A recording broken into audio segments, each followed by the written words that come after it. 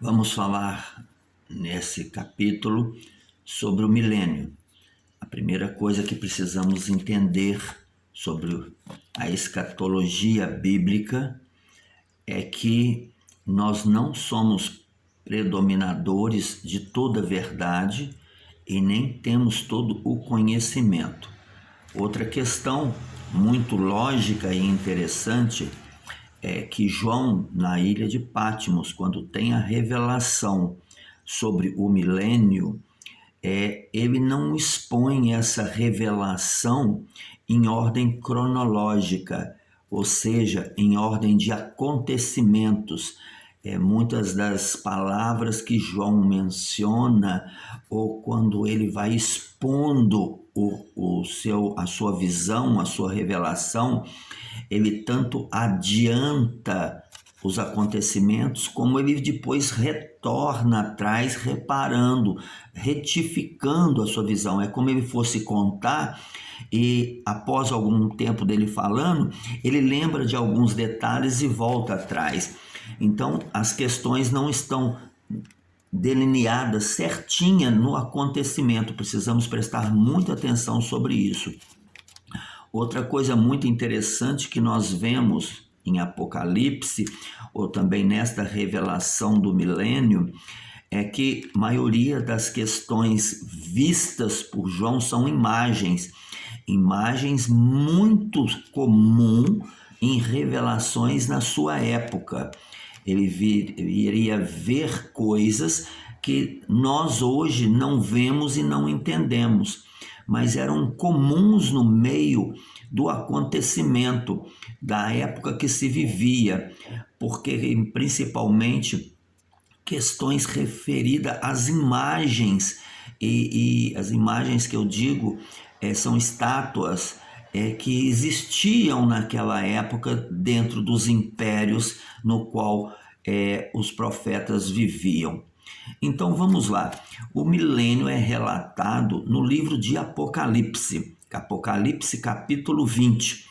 Então eu quero acompanhar com vocês Apocalipse capítulo 20, versículo por versículo, e eu irei fazendo as considerações a cada versículo para que nós não venhamos perder o raciocínio, ok? Eu estou com a minha Bíblia aberta aqui, você pode abrir a sua aí em Apocalipse capítulo 20. E o texto tem a sua prescrição como a prisão de Satanás por 1000 anos, a primeira ressurreição. Então, o capítulo 20 de Apocalipse diz: então vi descer do céu um anjo que tinha na mão a chave do abismo e uma grande corrente. Duas considerações aqui nesse primeiro versículo do capítulo 20. Precisamos saber que Apocalipse ele está escrito em grego. Então, precisamos entender a visão da língua grega para trazermos a verdadeira tradução, ok? Uma das coisas muito importantes é que quando lemos o texto, existem palavras que chamam acróstimos, palavras incisivas que fazem total diferença dentro do texto. Muitas vezes o texto fala tantas coisas, mas o maior significado são algumas palavras-chave que querem nos dizer muita coisa, ou uma palavra pode interpretar o texto todo. E nesse versículo 1, nós temos duas considerações a fazer. A primeira coisa é que não era um exército, não era uma quantidade de anjos, era um. A palavra aqui é anjo, é malá em hebraico. Então ele viu um anjo só. Então, quando nós referimos a isso, a um anjo, nós observamos que este um anjo, ok? Tinha na sua mão a primeira questão, chave.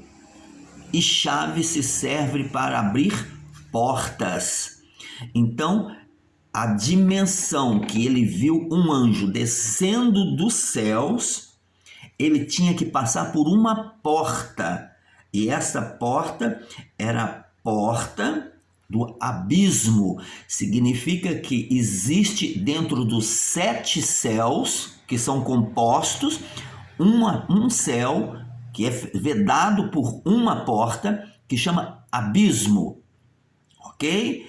Então ele tinha a chave para entrar no abismo. Então ninguém entra no abismo se não tiver chave para abrir portas. Preste bem atenção nisso. A segunda coisa é uma grande corrente. E uma grande corrente. Um anjo ia entrar no abismo e tinha na mão uma corrente, ok? Então, essas duas considerações no versículo 1. Versículo 2. Ele segurou o dragão, a antiga serpente, que é o diabo, Satanás, e o prendeu por 1000 anos. Olha só, esse texto é muito claro, ele não precisa de muita interpretação, mas um anjo não é um exército, é apenas um. Nós não estamos falando de um querub, nós não estamos falando de uma entidade angelical que exerce um poder sobrenatural. Nós estamos falando de um mensageiro, porque a palavra anjo em hebraico é malá, e malá é mensageiro. Nós estamos falando de que um mensageiro entra no abismo, e o abismo é o inferno, ok? O abismo é o inferno, e ele prende, deixa bem claro, ele é chamado de dragão em várias partes, principalmente no livro de Daniel, ele é chamado de dragão, mas menciona, para você não ficar confundido, ele é a serpente que estava no Éden. Então, a serpente que engana Eva é Satanás. Então, ele prende Satanás. Um anjo tem o poder de prender Satanás por 1000 anos, ok? Então, essa é a visão do que ele vê, é o resumo de tudo que ele vê. E agora ele vem trazendo esta visão em detalhes. Versículo 3: lançou-o no abismo, fechou-o e pôs o selo sobre ele, para que não mais enganasse as nações, até se completarem 1000 anos. Depois disso, é necessário que ele seja solto por tempo, solto pouco tempo. Vamos lá, essa interpretação. Então, lançou no abismo. Ele já entrou no abismo, o anjo estava dentro do abismo, prende Satanás com as correntes, ok? Declara o espaço de tempo que ele vai ficar preso, que são 1000 anos, ok? E agora 1000 anos preso, ele agora dentro dessa porta, preste bem atenção, que para entrar precisa chave, ok? Mas Satanás tem a chave do lado de dentro, então ele sai, mas ele agora sela essa porta e deixa ele preso. Mas ele deixa bem claro que depois desse 1000 anos é necessário que ele venha a ser solto por pouco tempo. Pouco tempo. Então, ele já deixa claro, ele vai ser preso, não vai perturbar mais ninguém, não vai induzir ninguém à maldade, ao engano, mas depois de 1000 anos, ele terá que ser solto por um pouco tempo, ok? Versículo 4, olha só, a continuação da visão. Vi também tronos, e nestes sentaram-se aqueles aos quais foi dada autoridade de julgar. Vi ainda as almas dos decapitados por causa do testemunho de Jesus, bem como por causa da palavra de Deus, tantos quantos não adoraram a besta, nem tampouco a sua imagem, e não receberam a marca na fronte e na mão. Viveram e reinaram com Cristo durante 1000 anos. Então, esses 1000 anos que Satanás estava preso, ele enxerga que ele observa não só o trono de Deus, porque Apocalipse também revela que na frente do trono de Deus existe 24 tronos, com 24 anciões, e anciões com 24 coroas. Então ele está dizendo que 24 anciões foi dado o poder de julgar, porque são reis. Quem tem coroa é rei. Rei julga as nações. Então, ele enxerga os 24 anciões assentados na frente do trono de Deus. E esses 24 anciões agora têm o poder de julgar. Julgar quem? Ele menciona aqueles que não se renderam à maldade, aqueles que foram junto, que não adoraram a Satanás, não fizeram a vontade de Satanás, e também não receberam a marca da besta. Olha só, agora ele está deixando bem claro uma situação que ele está vendo algo lá na frente, não é a sequência correta da visão da prisão de Satanás. É a continuação de uma visão extensa. Ele não está vendo aqui na terra, ele está vendo o mundo celestial, ok? A visão é mundo celestial e não mundo físico. Então ele menciona o que ele vê lá no mundo celestial, e ele está dizendo que os 24 anciões estão assentados, são homens que saíram da face da terra e tomaram a sua posição nos 24 tronos, mas também menciona a almas daqueles que morreram decapitados por pregar a palavra de Deus, aqueles que não receberam a marca da besta na terra e nem na sua mão. E ele menciona isso. E ele continua agora no versículo 5 dizendo: os restantes dos mortos não reviveram até que se completaram os 1000 anos. Esta é a primeira ressurreição. Então ele está declarando que nem todos que morreram ressuscitaram. Mas ele deixa bem claro que é a primeira ressurreição. Preste bem atenção como é interessante essa questão colocada aqui. Ele está dizendo que nem todos ressuscitaram, mas ele fala que é a primeira ressurreição. A primeira ressurreição que ressuscitaram são aqueles que morreram em Cristo e foram para o céu. A segunda ressurreição é os que estão no inferno e se arrependeram e vão ser salvos depois, porque Jesus entrou no inferno e pregou no inferno. Então existe a segunda ressurreição para aqueles que estão no inferno. Esses que estão no inferno não foram ressuscitados. Versículo 6. Bem-aventurado e santo é aquele que tem parte na primeira ressurreição. Olha bem, sobre essa e segunda morte não têm autoridade. Pelo contrário, serão sacerdotes de Deus e de Cristo e reinarão com ele o quê? Os 1000 anos.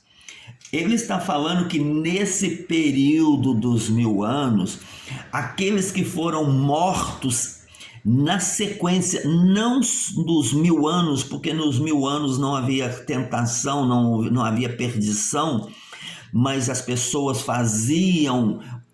exerciam o seu livre-arbítrio, aqueles que não se corromperam, que não se envolveram nas coisas ilícitas, aqueles que não aceitaram a proposta de Satanás e que morreram nesse período e foram para o céu, então eles estarão reinando como sacerdotes, até então estarão reinando como sacerdotes com Cristo nos 1000 anos. Mas os que morreram nas trevas, fazendo as coisas erradas, esses não ressuscitaram ainda, eles foram para o inferno e não saíram do inferno. Por quê? Porque a porta está selada. O anjo selou a porta. Ninguém entra e ninguém sai. Aqueles que foram para o inferno, eles não saem. Por isso que eles não terão a segunda ressurreição. Entende? Daí você me pergunta, mas como nesses 1000 anos com Satanás preso, alguém ainda morre e vai para o inferno? Nós precisamos entender que a maldade está no coração do homem, na sua índole. Tem pessoas que fazem as coisas erradas não induzido por Satanás, mas por si mesmo. Pessoas pecam não por causa da intervenção maligna, mas elas pecam pelo prazer do pecado, cometem pecado instantaneamente. Mas observamos aqui nesse texto, na decorrência do texto, que o anticristo já estava na face da terra. Ok? O anticristo, a besta, já estava na face da terra.